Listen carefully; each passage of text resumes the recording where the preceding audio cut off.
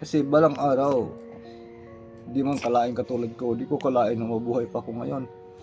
Kasi yung 3 taon na kinakain ko, hindi ko nabili. Ay kung bayaran ngayon yan, milyon siguro. Wow.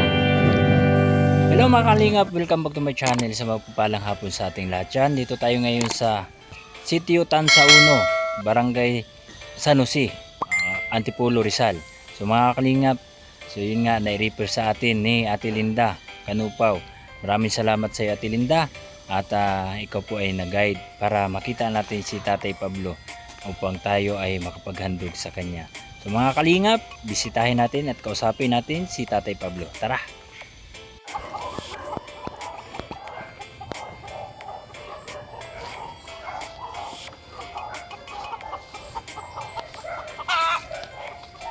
Tao po!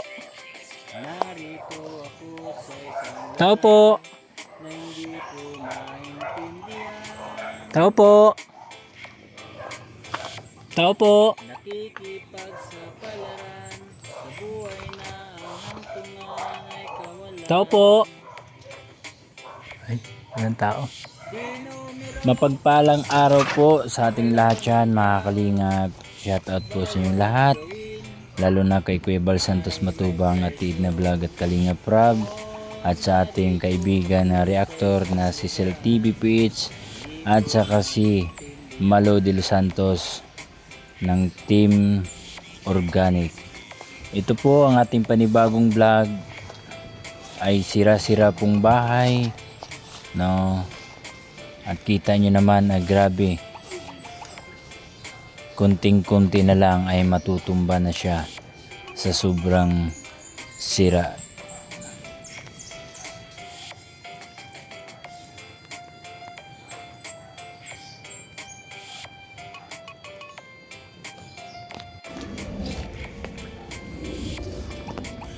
Hello po, tatay. Magandang hapon. Oh. Kumusta po kayo, tatay? Ako nga pala si Gimo, Kalingap Gimo. Ayan, ano pong pangalan niyo po, tatay? Pwede bang pumasok? Ito kong pangalan, Pablito Gabihan. Pablito Kabian? Gabihan. Gabihan. Matagal na po kayo dito nakatira, tay? Oo, mga 20 years. Ilang taon na po kayo? 65 na. 65 na? 65 pa lang. So, Ngayong? ano lang, kasi nung mayroong dumaan. Kasi 65 mo lang. Hmm. Sino po kasama niyo dito? Ako lang, yung apo ko minsan lang pumupunta dito. Apo mo? Ibig sabihin may mga kamag-anak ka dito? Mag-anak, kamag-anak ko na lang dito, isa na lang. Isa na lang? Yun yung ina ng iyong apo? Oo. Ano naman ang... Patay na, yun na lang. Patay na? Patay na yun. Yung apo na lang mo na lang ang natirang ano? Ay sino nagpapalaki ng apo mo? Doon sa bayan, sa tinan, sa tatay niya. Sa tatay niya. Ano naman po ang hanap buhay niyo dito?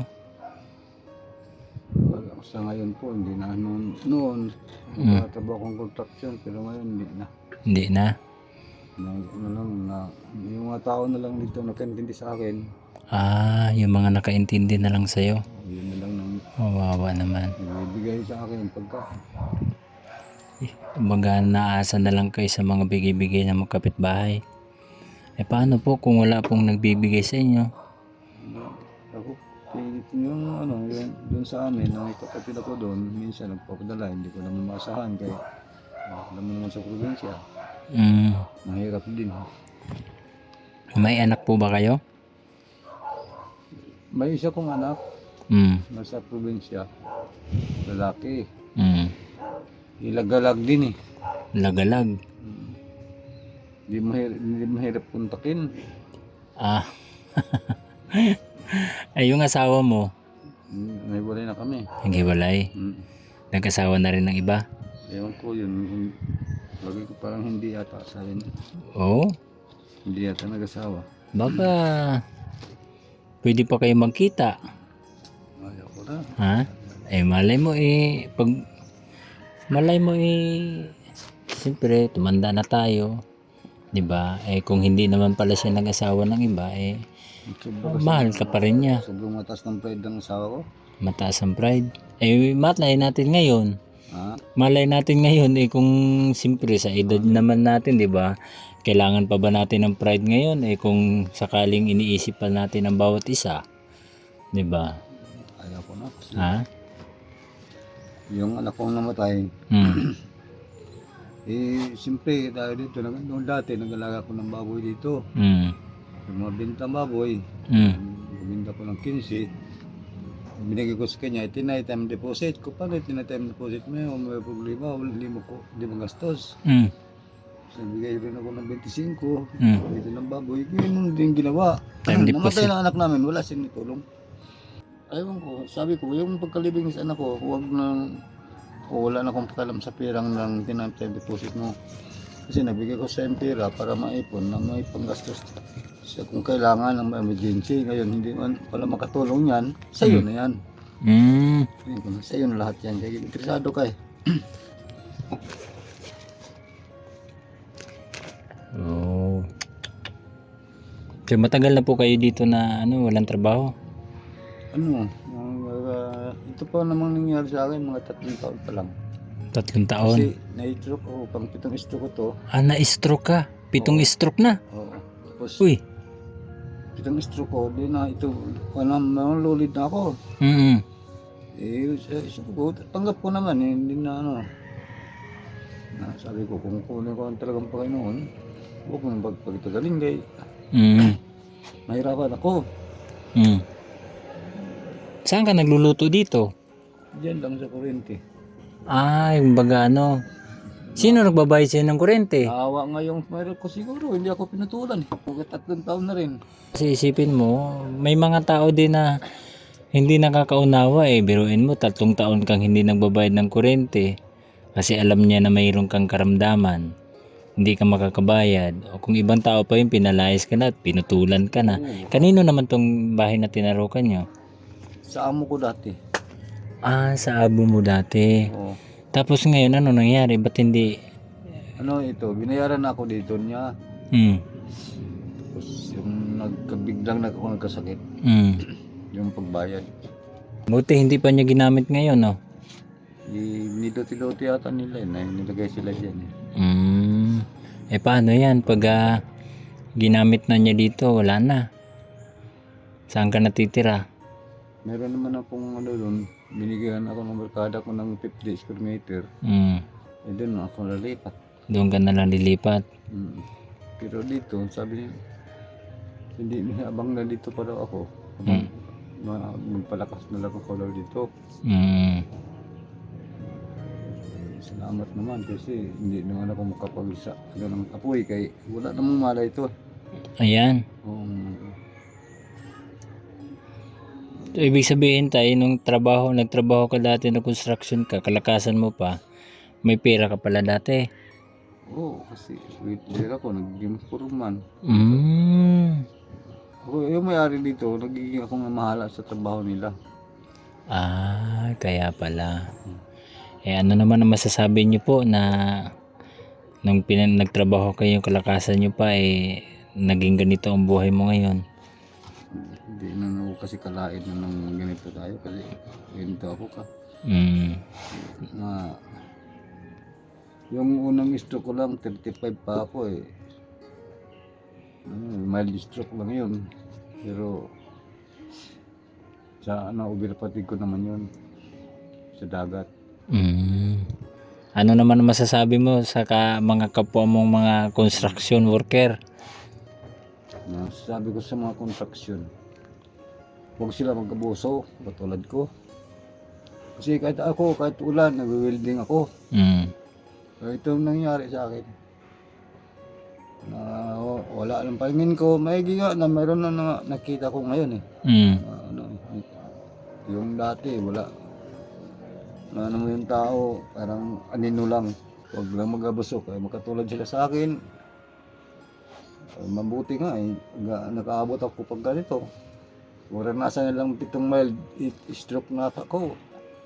Palagay ko, bihira makabot ng ganun. Oh, biruin mo pa naman ganun eh. 7 mild stroke eh.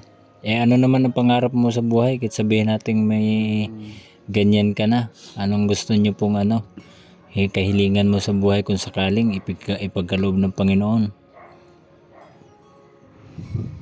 Gusto ko mang hiling, hindi ko rin maibigay nila yan sa akin. Kaya gusto ko lang maliit ng tindahan ba? Yung pagkakitaan mo kasi Kasi, ikaw nga lang mag-isa, di ba? Mm. salamat lang ko sa tumutulong sa akin. Mm. Ito, natutulog ko dito. Pag gising ko, may pagkain na dyan. Halos lahat ng tao dito sa Kasi wala man akong pera kasi may tulong noon. Mm. Hirap ko itulong sa kanila dito. Kasi sa lugar nito dati, Mm. hirap. Hirap talaga. Parang sinumpa ng Panginoon itong panahon dito. Mm. Hirap ko ng pera. Wala akong pera, kaya dito man lang ako. May kaalaman mo ako, yun na itulong ko sa kanila. Kaya nagtanim ka ng magandang halimbawa din sa kanila, kaya kahit papano ay yun, mabait ang Panginoon dahil pagising mo, hinahatiran ka ng pagkain. Kaya dito, may bigas dyan. Nakaka-touch din yung mga kapitbahay mo. Pasalamat lang tayo lagi sa Panginoon, tatay, dahil siya lang talaga ang nagbigay ng pag-asa upang tayo ay makakain, upang tayo mabuhay. Kung masama akong pagkatao, walang bibigay. Yung mga katulad ko, huwag kayong titingnan ng sarili nyo. Huwag kayong magano sa kapwa yung tao. Kung meron kayong kusang may tulong, kahit walang pera, tulungan nyo. Tao lang yan eh. Kasi balang araw, di man kalain katulad ko, di ko kalain na mabuhay pa ko ngayon. Kasi yung 3 taon na kinakain ko, hindi ko nabili. Ay ko, bayaran ngayon yan, milyon siguro. Wow. Di lang, milyon lang talaga. Binibilan pa ako nila ng yung gatas ng pinakamahalang gatas. Oh? Kaya mas maganda talaga na maging kaibiganin yung mga kapitbahay. Hindi ko nga alam paano ko babayaran sila ng yung ganito naman akong buhay ko. Alam mo, tatay, alam ko hindi naman sila nangingi ng kapalit. Alam ko na ang Diyos din ang magbigay sa kanila ng kapalit. Ayan, naiyak ka na. Alam ko masaya ka, tay, kasi hindi ka talaga, wala kang pinagsisihan sa mga kapitbahay mo dahil natulong sila sa'yo. Tulong. Lahat dito dumadalaw sa akin ng umiiyak. Kaya ang gumagalaw sa akin kasi ito lang. Ito na, para na itong luli din. Parang mababalik na ito eh. Lukot. Lahat. Hindi ka lain nila na yung mukha na ako. Makakilos ka. Pagkilo nakatayo ako, tuwan-tuwa sila. Salamat eh. Daming ng Panginoon sa iyo. Lahat din dumunalo dito talagang naiyak sa akin. Dalo pa sa akin pare. Dito, tapos mga doktor. Nakita na kong doktor dito. Wow. Bakit sa isip-isip ko, bakit yung iba, magkasakit, reklamo sila ng reklamo sa doktor. Samantalang ako, wala akong mapira-pira. Bakit kusa silang lumalapit? Yun ko. Ang Panginoon siguro, alam ng Panginoon siguro sa taong mahihirap talagang tulungan. Tama. Siyang naggabay. Napapunta dito sa handa. Itataas talaga natin ang pangalan ng Panginoon kasi siya talaga ang pinagmulan ng pag-ibig. Kasi kung yung mga kapitbahay mo, tatay, walang mga pag-ibig yan, nako, pabayaan ka lang dyan hanggang sa mamatay ka. Sa simula, mag-igib silang tubig. Sila dito, tingnan nila nung pag walang tubig, igib sila. Tubig, kasi hindi mo na ako makaigib. Pagkabuhat, kahit sa ngayon, hindi ko kabuhat. Pero kahit papaano nakakilos ka, nakalakad ka na. Oo. Dati hindi ka nakalakad. Panalulid nila. Hindi, Ay, grabe no. hindi talaga makalakad. Pero nakuha mo talagang ano ha, sarili mong ano, Lumubo na ulo ko eh. lumubo. Oo. Nakahiga ako, makagalaw ko, ganun. Yung ulo ko, parang bula. Hmm. Tapos nagtaka ako, mga 2 araw, lumumbot. Ulo ko, ginaganyan ko sa unan. Parang nagmanas. Hindi, ginaganyan ko. Buti ba? Wala na yun. At malambot na. Ihawakan ko. Nung nakagalaw na ako, nawakan ko yung kamay ko, ginaganyan ko ulo. Pagtingin ko dito, kaya mahaba ang buhok ko, Hmm. yung buhok ko, nagdikit-dikit na. Kasi sumingaw pala yun. Sabi na iba, bihira makaligtas ng ganyan. Ayan, baka swerte mo naman. Sabi ko siguro sa isip ko, kaya yung mamamatay agad, naputol yung dated o yung ugat, sa pirsa ka agad nila. Hindi ako pagka na gano'n lang ako eh. Hindi ako gumalaw eh. Hanggang, pagtingin ko, hindi na ako gano'n lang. Hmm. Matay lang, pag gano'n, hindi rin ako makatigilid. Ulo na lang. Naawa na talaga ang Panginoon. Hindi ko kalain talaga magganito ako eh. Daming nagsabi na, hindi kalain si Kuboy ng ganyan. Daming dinaig. Simulang nagkasakit ako dito. Daming dinaig sa akin. Nangamatay sila eh. Mm. Yun ang maganda nangyari sa buhay mo, tatay. Oo. Pag maganda ang iyong tinanim, maganda rin yung aanihin. At least, masaya ka pa rin, tatay, dahil mayroon kang kapitbahay na na mga mababait. Kaya shout out po sa mga kapitbahay. So tatay, meron po akong dalang handog sa inyo. Alam ko makakatulong sa ito. Ayan. May 5 kilong bigas. Maraming salamat. Makaya mong buhatin yan? Ha? O mahirapan ka ata. Ay, hirap nga. Yun oh. Ay, exercise lang yan, tatay. Tapos meron pa tayong grocery. Ayun po, galing po yan kay Ate Mini Lacson. Yan po, may kape, merong sabon, may Colgate din ata sa loob, saka may noodles, may sukal.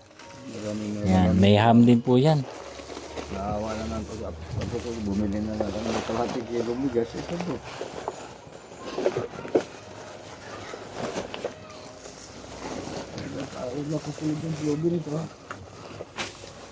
Yan, o di.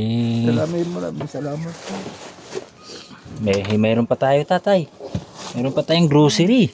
Ayun po, galing po yan ni Ate Anits Bower at saka kay Ate Solvenis. Tapos ito, tanggalin mo ito, tatay. Ito ang masaya dito.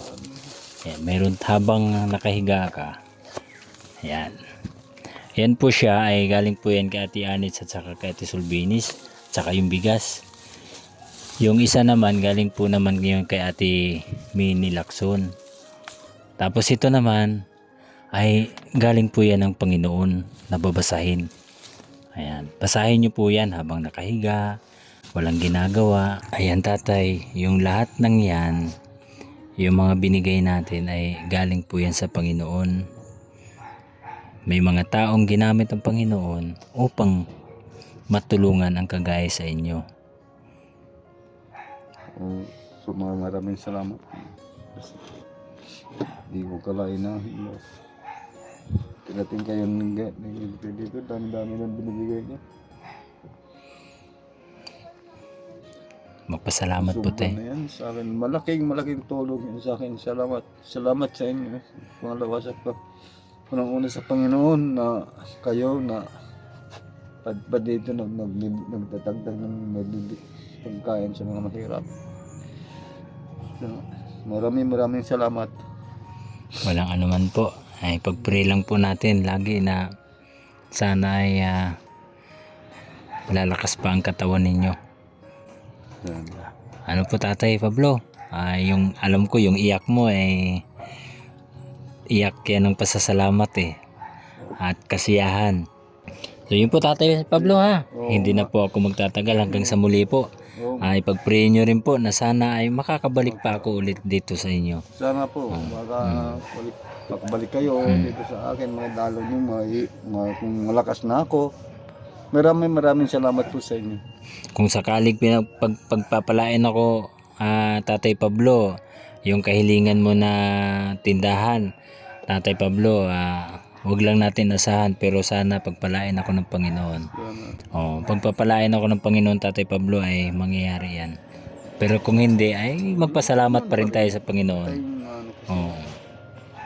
pangarap na lang naman natin na mayroon magkaroon tayo ng kahit maliit na tindahan man lang kasi hindi nga ako na makalayo dito nga, hindi na ako makalakad na malayo. Diyan, hanggang dyan lang, ikot-ikot ako. Sige tatay, mag-pray muna tayo. So, sige po tatay, maraming salamat. God bless. Pagpalain sana tayo at hindi lang ito isang beses, kundi mas marami pang beses na ako'y makadalaw sa inyo. Thank you. So, ayun mga kalingap, napakalaking tulong talaga no kung magtanim tayo ng mabuting binhi, lalo na sa ating mga kapitbahay na alam natin na balang araw na kagaya sa nangyari ni Tatay Pablo ay makakatulong sa kanyang pangangailangan. Kaya sana ang bawat isa sa atin, ang kwento ni Tatay Pablo ay magbigay inspirasyon sa ating kanya-kanyang tahanan na tayo ay magtanim ng kabutihan sa ating mga kapitbahay upang darating man ang hindi natin inaasahang kalagayan, lalo na sa kalagayan ni Tatay Pablo na nabubuhay siya sa loob ng 3 taon na hindi siya bumibili, na tulong lang din sa kanyang mga kapitbahay. Kaya maraming salamat po sa mga kapitbahay ni Tatay Pablo na sana'y pagpalain pa kayo lalo upang si Tatay Pablo ay matutulungan at magabayan sa kanyang mga pangangailangan. At kung ikaw ay baguhan sa aking channel, pasubscribe naman at pakipindot ng bell button all para lagi updated sa ating mga ginagawa. At pa-share na rin ng video na ito. At salamat sa aking mga kaibigan, lalo na kay Ate Anits Bower at Ate Solbinis at kay Ate Minnie Lacson sa kanilang mga pinadala na inihandog natin kay Tatay Pablo. Kaya maraming salamat sa inyong lahat, sa aking mga kaibigang Team Kalingap. Shoutout sa inyong lahat at kay Kuya Bal Santos Matubang at Idna Vlog at Kalingap Rob. Lalo na ang ating mga kababayang OFW at immigrant na nirradya sa ibang bansa. Ating viewers dito sa Pilipinas. Shoutout sa inyong lahat. Maraming salamat. God bless. Hanggang sa muling video.